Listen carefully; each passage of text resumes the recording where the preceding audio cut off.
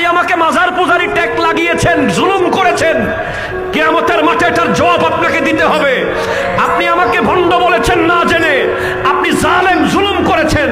আমরা মাজার পূজারি নই, আমরা ভণ্ড নই, আমরা শুরু থেকে এখন পর্যন্ত বলে যাচ্ছি মাজারের নামে ব্যবসা, মাজারকে নিয়ে রং তামাশা, মাজারকে নিয়ে মেলা, মাজারকে নিয়ে নারী পুরুষের অবাধ মেলামেশা, এটার বিরুদ্ধে ছিলাম, আছি, থাকবো।